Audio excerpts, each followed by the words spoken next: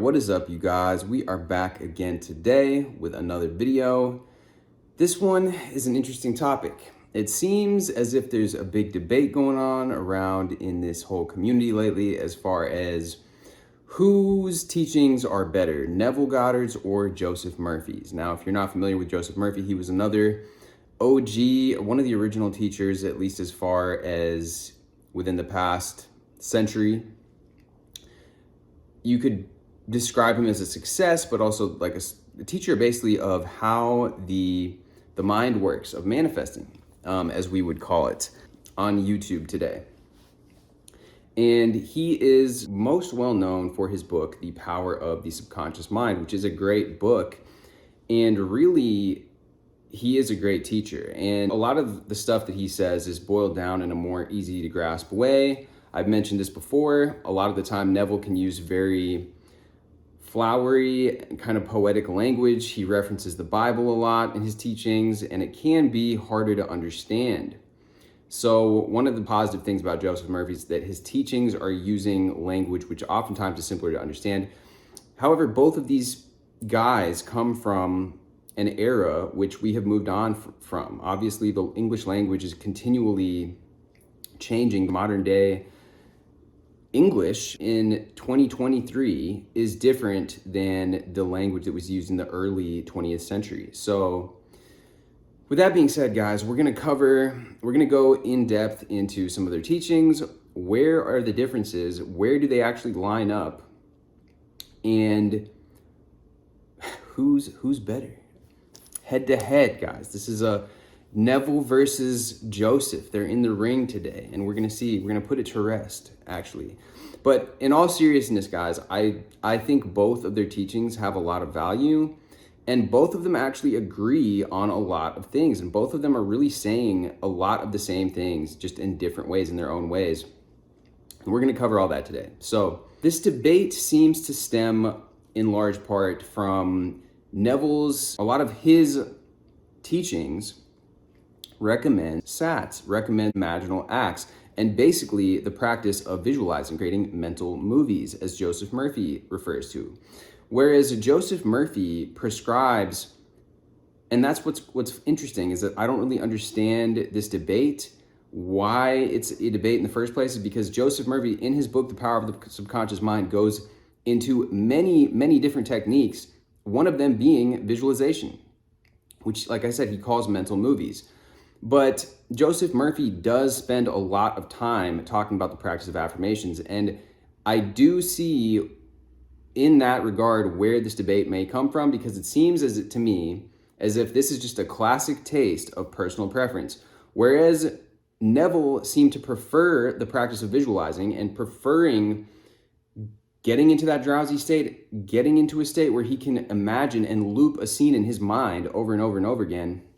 It seems to me as if Joseph Murphy personally preferred to get into a drowsy state and affirm, and not necessarily getting into a drowsy state all the time either, but one of his preferred methods of impressing and impregnating his subconscious mind, as he would say in his book, is from affirming. Now, like I said, they both implement both of these techniques, and I have proof of that right here, because I'm going to read a passage from Joseph Murphy's Power of the Subconscious Mind right here, called The Ideal Method for Building a Wealth Consciousness. And before I read this quote out of the book, I want to actually touch on a section here called Ideas Worth Recalling, covering the previous chapter in the book. And the first point here says, mental coercion or too much effort shows anxiety and fear which block your answer. Easy does it. When your mind is relaxed and you accept an idea, your subconscious goes to work to execute the idea. He says, imagination is your most powerful faculty. Imagine what is lovely and of good report. You are what you imagine yourself to be. You avoid conflict between your conscious and subconscious in the sleepy state. Imagine the fulfillment of your desire over and over again prior to sleep. Sleep in peace and wake in joy. Again, we have another commonality with Neville right there. And what I love here too is it talks about when the mind is relaxed. That is why in my affirmation video that I posted, how to do robotic affirming, it is about getting your mind into that relaxed state. And it is so key to be able to do that. So the ideal method for building a wealth consciousness. So he says, perhaps you are saying as you read this chapter, I need wealth and success. This is what you do. Repeat for about 5 minutes to yourself 3 or 4 times a day, wealth, success. These words have tremendous power. They represent the inner power of the subconscious mind. Anchor your mind on this substantial power within you. Then conditions and circumstances corresponding to their nature and quality will be manifested in your life. You are not saying, I am wealthy. You are dwelling on real powers within you. There is no conflict in the mind when you say wealth. Furthermore, the feeling of wealth will well up within you as you dwell on the idea of wealth. The feeling of wealth produces wealth. Keep this in mind at all times. Your subconscious mind is like a bank, a sort of universal financial institution. It magnifies whatever you deposit or impress upon it, whether it is the idea of wealth or poverty. Choose wealth. And that is so well stated. What a phenomenal section right there. What a direct way to get past the resistance of the conscious mind. The conscious mind is a gatekeeper to the subconscious, and that is why getting into this relaxed state is of utmost importance. Less exertion, less effort. Now, Murphy also elsewhere also says that you can say these affirmations in front of a mirror, because when you look at yourself in the eyes, it's even more powerful. And I've recommended this many times. Looking at yourself in a mirror or recording yourself on your phone so that you can watch it back is incredibly, incredibly powerful. Claude Bristol, in his book, The Magic of Believing, also talks about this. And this is what I personally did when I was doing sales. Like I said, in this experience of sales, if you watched my other videos, it was rewiring my identity. It was all the experiences of my life. People had told me that I wasn't good enough. I still became the #1 rookie in my region selling door to door in Texas, which if you watch my videos, I've talked about, and there were days where I'd get back-to-back sales. There are days where I would make over $1,000 in a day from going cold and knocking on people's doors. And like I said, this was very unheard of pretty much for new salesmen.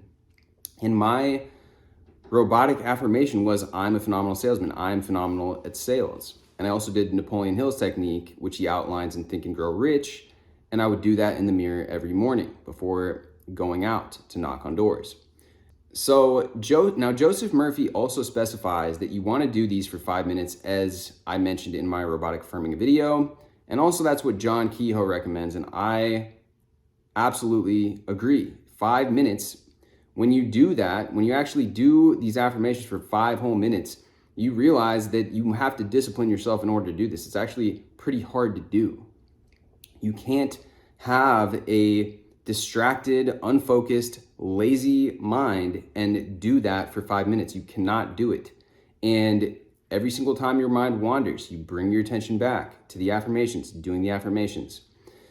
It requires focus. So this is a great method that Joseph Murphy recommends if you are having difficulty. I've had a couple people leave comments on my robotic affirming video about, well, what I haven't gotten results. And what I would say to that is that you're not actually doing robotic affirming in the way that I outlined in the video, because if you are emotionally attached to the outcome, if you are efforting into this action and trying to fill it with emotion or trying to convince yourself or believe it, it's not really being done in a robotic manner. What I think is happening, and Joseph Murphy touches on this here in this section, he says that if your conscious mind is actively rejecting the idea that you're repeating to yourself, then your awareness becomes filled with the opposite. And since we know, and we've discussed in other videos, and Dylan James succinctly stated that manifesting is simply disciplining your awareness and relaxing. When the mind is sleepy and we're doing these mundane tasks, we're doing repetitive tasks, we're in a relaxed state, your awareness is, in that case, able to bypass the gatekeeper to the subconscious and influence the subconscious mind.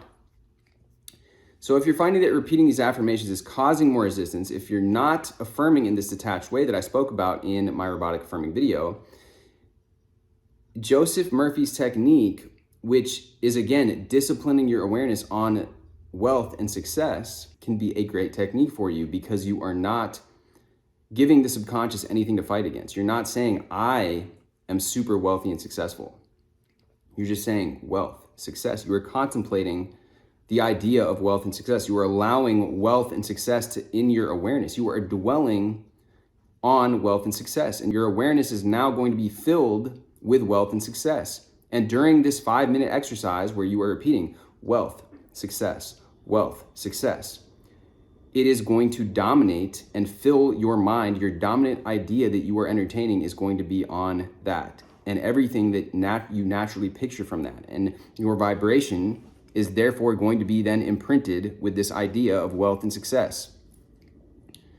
So, even if you are not currently in a good financial situation, your subconscious mind can still imagine wealth and success without identifying with it so much, without creating that attachment, which is then creating resistance within your conscious mind. Another thing I'd recommend as well is a more vague statement, like something like, I'm becoming more wealthy, I'm becoming more and more wealthy, or my financial situation is improving.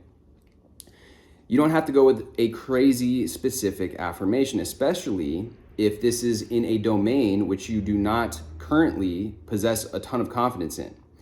What I would say is that can have, if you go with a crazy specific thing like I'm making $1,000 a day, that can have the effect of creating resistance, and you can feel, well, that's not true, and then it's not going to work. So generally, if you're getting more comfortable with this, if you're getting more comfortable with entertaining ideas around a topic which you previously hadn't had tons of success with, I'd recommend a more vague, more gradual approach with these affirmations. Again, Emile Coué, with the most vague affirmation of all time, every day in every respect, I'm getting better and better, saw a ton of success with his clients and patients using that. Now, shifting our attention over to Neville, in the book 5 Lessons, in the question and answer section, I'm going to read what he said in response about affirming, a question that was asked about affirming. This question is, do you use affirmations and denials? He says, let us leave these schools of thought that use affirmations and denials. The best affirmation and the only effective one is an assumption which in itself implies the denial of the former state. The best denial is total indifference. Things wither and die through indifference. They are kept alive through attention. You do not deny a thing by saying it does not exist.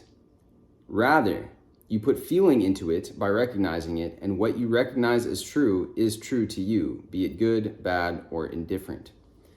And this is such a great answer by Neville here. Regardless of this answer, he was not against affirmations. The wouldn't it be wonderful and thank you technique are affirmations. And what he was doing is saying something that implies the fulfillment. He was more into fully getting into the state, so being filled with the emotion. But as I've said before, sometimes when you really are in a state of having something, it isn't some theatrical, ecstatic state. It's like, now, okay, I have to do this. Now I have these problems I have to deal with. Now I'm in a state where, like I've given this example before, but you have a nice car now. There's now other things that you are going to be on your mind. You're going to be thinking, well, I need to be parking it in a garage. I need to be making sure that I open the door more. I'm more careful. I'm maybe not eating inside of it. I'm maybe telling people to wipe their feet on the mat before they enter. And going back to this line, the best denial is total indifference. What we become indifferent to fades from our life. So what people tend to do is after affirming, they go the whole day reacting or looking for examples of the opposite. But if we can simply remove our attention away from this, become indifferent to these negative thoughts that we're having, then things start to shift and we can become more and more and more indifferent to these negative thoughts. The goal is to direct your awareness towards the positive, toward what you want. When you say something doesn't exist, you're still thinking of it. If you say, don't think of a black cat, or that a black cat isn't there, you're still picturing a black cat. And I had someone comment on my robotic affirming video saying that your subconscious isn't stupid, or something along those lines, and that it knows what negatives are. But it's not about it being stupid or not, it's about your awareness. And if you're trying to improve your health, and you're saying to yourself, I'm not going to put up with this bad state of health over and over, I'm not going to take this bad health anymore, you're still putting attention and awareness on bad health instead of paying attention to what we want, which is better, vibrant health.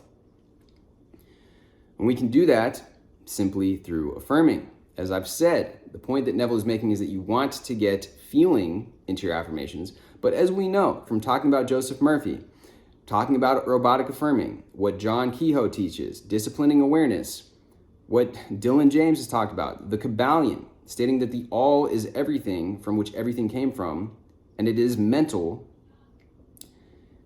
which is simply awareness. Also, the quote from Vladimir Lenin talking about if you tell a lie often enough, people start to believe it. And you can see proof from your own self, from your own life. You've told yourself, well, I'm not good enough. Well, I can't do this. Well, I can't have success in this. And even though it was a lie, it wasn't true at first, but it became true for you because you've repeated it so many times over and over and over and over again. Now you know and you have proof that it doesn't have to start off. You don't have to start off believing it, and you don't have to have this theatrical state of super excitement while you're saying your affirmations. They can be robotic. They can be literally auto-suggestions. That is what Emile Coué called them. They're automatic suggestions that you tell yourself. You see something, you run into an argument, you react to a situation. Oh, automatically affirm, oh no, it's cool, I'm calm. No, it's chill, it's all gonna work out for the best. No, it's cool, I always land on my feet. It's cool, I always make the best of any situation. It's cool, I always get the best results. It's cool, it's chill. It's gonna be chill for me. It's all gonna work out for the best. It's all gonna work out to my advantage. I always get what I want anyway. In the long run, it always works out well for me. It doesn't have to be that it's so personal, is what Joseph Murphy's saying either. It can just be, oh, well, it'll work out. It'll work out well. Oh, well, I know it, like, oh, the situation happened. Oh, well, I know that it'll be resolved. I know that it'll be fixed. And that's what Neville's saying too. He's saying that, like, the more indifferent you can be, that is truly getting rid of something is being indifferent to it. The best denial is indifference. And I can say in my own life too, my grandfather, although he was extremely smart, he was, I would say, a genius. He knew multiple different languages. He was extremely well-read, well-spoken. He was actually the professor, a chairman of a department in Indiana University. And to this day, they still have a yearly dinner in celebration of him in his honor. He could not be indifferent to situations that bothered him. Certain wars, certain things going on the TV, political things. They would rouse him into this state of anger. And you may have seen this in your own life, but that only causes more distress. And things are kept alive through attention, through them being in your awareness. And so if you want to get rid of something, the best solution is to shift your attention to something else. If you don't want a black cat in your reality, you can't think, oh, it's not there. I don't see a black cat. It's not going to work. You have to think of a white dog. You have to shift your attention to the thing that it is that you want. And that can be easier said than done. But like I said, we can do this through affirming. We can also do it through visualization. But affirming uses our language, and we will naturally begin to visualize that white dog. When we visualize that white dog, when we visualize that Great Pyrenees, that beautiful white dog, our mind will be filled with that, and we will not think of a black cat. Speak of the devil, there he is right there, Lucifer. And I just want to leave this video off saying that through affirming, you can get what you want. Through visualization, you can get what you want. What is it that makes more sense to you? Both Neville and Joseph Murphy are proponents of both techniques, whether it's visualization or affirming. Even if you don't feel the affirmation at the beginning, Joseph Murphy's advice about non-identifying affirmations are great advice, just dwelling on the subject itself rather than saying, I am this multimillionaire or I am so-and-so. Just thinking of the subject that it is that you want to put your attention on, allowing your awareness to be filled with that. There's also affirmations. There's also affirmations phrased in a question, such as, why is it that I am becoming more and more wealthy every single day? Why is it that more and more opportunities are coming into my life for wealth and success? Why is it that there are so many reasons for me to be grateful every single day? Asking that can also bypass the gatekeeper to the subconscious, because it is implying that these things are true already. There's not really anything for it to fight against there. But I might go over that in another video. But with all that being said, and there's another book about that called Affirmations that I've heard is great. I haven't actually had a chance to read that yet, but I'd like to know what your guys' thoughts are. Do you guys prefer affirming or visualizing? What do you think you have had more success with? What do you think you gravitate towards more? For me personally, I like both, but I do think that affirming is something that's easier to implement throughout the day. Whether you are in line, whether you're driving, whether you are watching a video, you could even be watching a video on YouTube and affirming in the background. It's something that's much more easy to go as an ongoing practice and get yourself to do every single day than sitting down for a dedicated visualization session. Although that can be very powerful, you're not gonna be able to visualize very well while you're driving to the airport, or while you're driving to work, or while you are waiting in line at the grocery store. Affirming just kind of lends itself to being used more so in everyday life in all these different situations, doing these mundane tasks. And it's a great way to start rewriting the narrative in your head and filling your awareness, since we know that creation is the disciplining of your awareness, disciplining the awareness and the narrative, rewriting that story into the story that you want to tell yourself. And it will impress the subconscious mind through repetition. The story will begin to change. So anyways, guys, I hope that this sheds some light on this discussion of affirmations versus visualization. Which technique is better? Like I said, I don't know if there is an answer to that. However, I believe that affirming is easier to use in your day-to-day life. That being said, guys, let me know what you guys think. Drop me a like, drop me a comment below, hit me with a subscribe, and I will see you guys in the next video.